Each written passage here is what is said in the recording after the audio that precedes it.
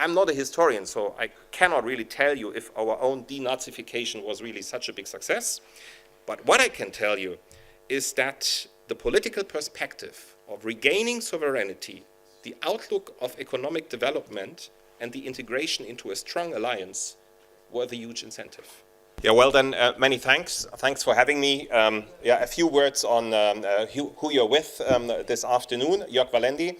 I'm for 20 years with the Federal Foreign Office, served as desk officer for Palestinian territories long time back when Salam Fayyad was still Prime Minister in Palestine, and we had some rather creative ideas how to bring about the two-state solution. Later moved on to different postings, Vice Ambassador of Germany to Israel, till last summer now head of the Near East division. And I just took part actually last week in the EU-Israel Association Council in Brussels, and we did talk to Gideon Sa'ar and his team. So maybe later on we can exchange a few observations from this meeting. And let me just start with one word on the humanitarian blockade that you did mention. It is, of course, something which is a clear violation of international law. Our national spokesperson came out with a national statement against it, pretty clear, already yesterday. And as we speak, we're working on an E3 statement, meaning coordinated language between Paris, London, and Berlin, precisely on the same issue. So we are definitely watching and doing whatever we can. Anyhow, dear Hiba Hosseini, dear Yossi, friends, as a humble civil servant, there is one question I will not be able to answer today, and this is, of course, how the future German government will shape its policy. Might be an issue for next time. I can, however, tell you about certain continuities in German foreign policy and how we will advise future policymakers. So, yeah, first and foremost, it is all about the two-state solution. That remains unchanged, even if you look at very early drafts of possible coalition treaties. Why? Well, up until now we take it with Churchill. Two-state solution surely isn't the best solution. It's even a complicated and sometimes maybe the worst solution, but except for all the others. In other words, against the backdrop of the horrors of October 7, the Gaza war, and the narratives, and we spoke about it in the Israeli and Palestinian society, we just do not see any alternative. We know that in reflections around the two-state solution, a wide array of models has been developed, ranging from one state, 1.5 state, to a two-state solution, and everything in between. And I especially commend Yossi Beilin and Hiba Hosseini in particular for their tireless work in looking for solutions from the Oslo process through the Geneva Initiative until today's launching of the Berlin Initiative.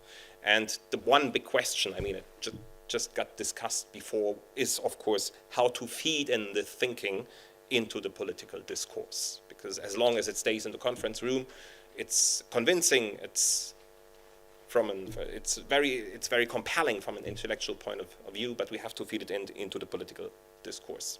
And here, unfortunately, I share the assessment. What we see right now is not very promising.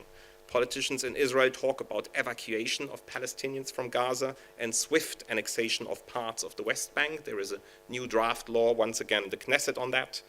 The Israeli government, and unfortunately, important voices within the opposition as well, keeps defending the narrative that any progress vis-à-vis the two-state solution would be a reward to terror. You might have heard this.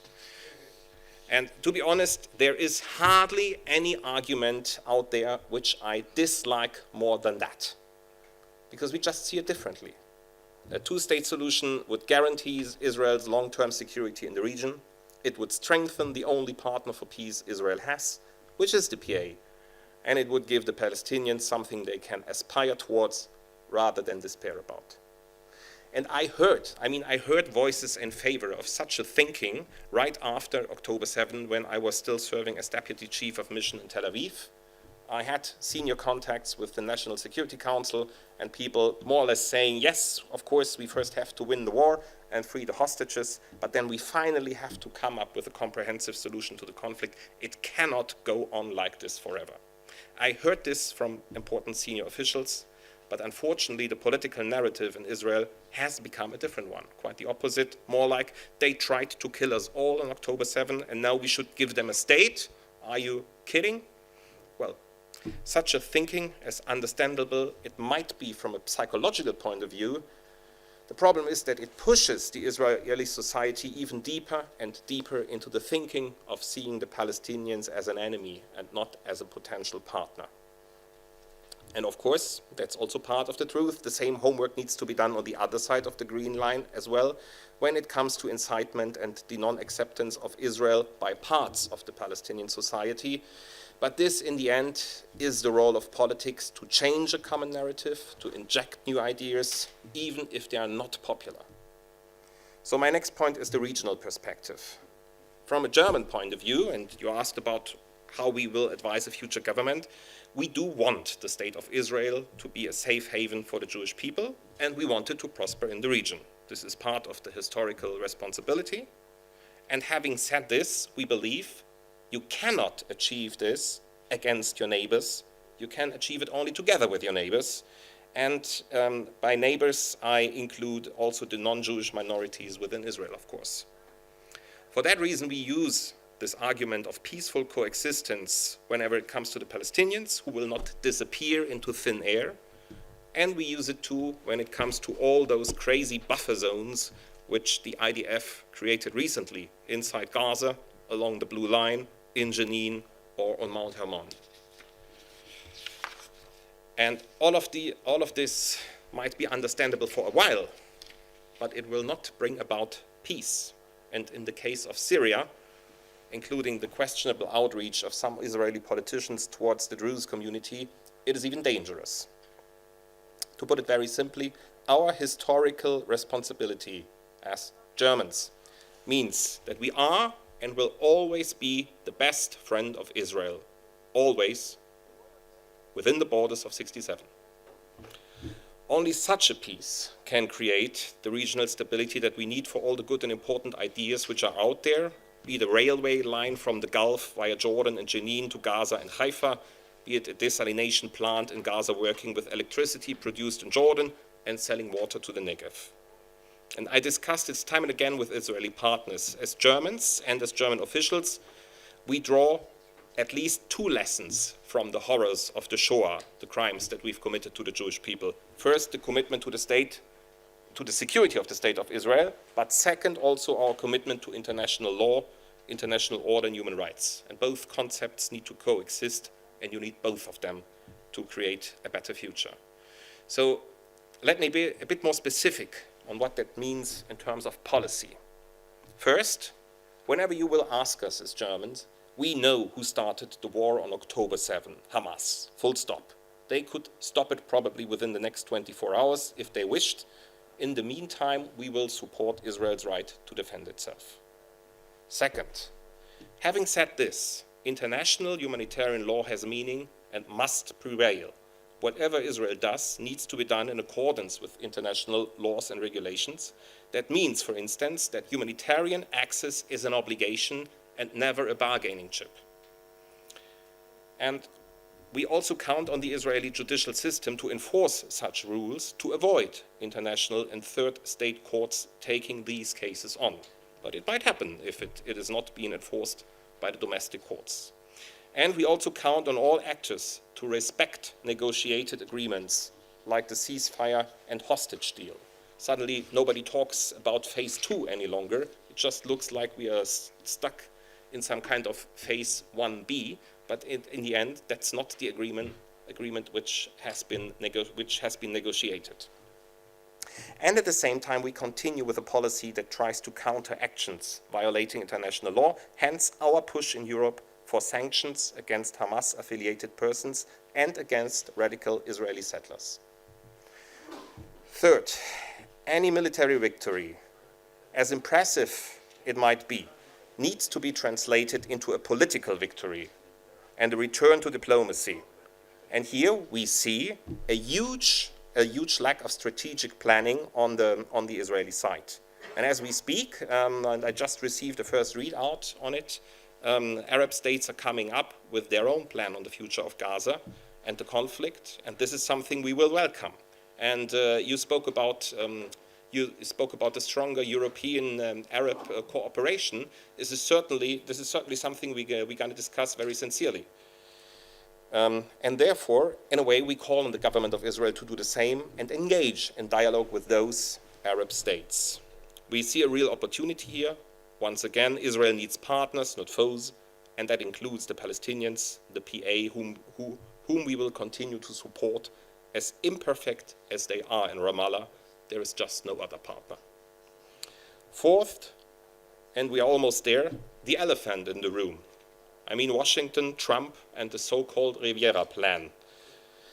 The problem is we hear a lot of voices from within the government of Israel who argue now that the whole country should rather listen to Washington and that European input is of no importance any longer. I think that this would be a terrible mistake. Washington and the US society is super important for Israel, no question about this, but will it always be like this and will it be enough? In the end, geography matters. We are closer, Europe is closer. Europe is a bigger trading partner, Europe is a bigger market, and Europe is full of Jewish heritage. The argument also works the other way around too. Migration from the region affects Europe much stronger than the US. Radicalization among some migrants affects our societies much more deeply. And in Germany, we still have a large number of our own citizens, both among the hostages and among the civilians in Gaza. So we cannot ignore each other, and we will not. Fifth and last, the discourse. Allow for new thinking, find partners. No questions. None of this can be done by experts alone. You need courageous political leaders with the political will to compromise and to change the discourse in their respective countries. So I fully agree with what Yossi Beilin said on the necessity to have some leadership top down. De-radicalization, reconciliation, and true peace will need time, and politics too. Once again, I give you an example. Right after October 7, Israeli officials approached us in Tel Aviv, and they asked us if Germany couldn't come up with ideas and concepts how to de-radicalize the people in Gaza. To put it more bluntly, they asked us how we denazified our own society after World War II. I'm not a historian, so I cannot really tell you if our own denazification was really such a big success. But what I can tell you is that the political perspective of regaining sovereignty, the outlook of economic development, and the integration into a strong alliance were the huge incentive. We told this to the Israelis, and then they stopped asking about an exchange of ideas. So unfortunately, none of this is currently on the agenda of the government of Israel when it comes to the Palestinians. We rather see problematic plans for laws trying to restrict the important work of NGOs in Israel. Among them certainly is a number of NGOs which is needed in order to change the political discourse around peacemaking, or at least to better inform policymakers. Dear friends, as I said at the beginning, I cannot explain how a future German government will look at all the details. Some decisions, maybe even some funding decisions, might be taken differently in the future here and there. But the baseline will remain the same, and I repeat it here. We are Israel's best friend within the borders of 67, and we are also the best partner to the Palestinian people within the 67 borders, as this goes hand in hand with our strong commitment to international law and human rights. Does it mean that we reject other ideas? Not at all. In the end, we will certainly accept anything that comes out of a meaningful political process and a negotiated settlement, but it can never be a settlement being imposed on one of the parties. Thank you.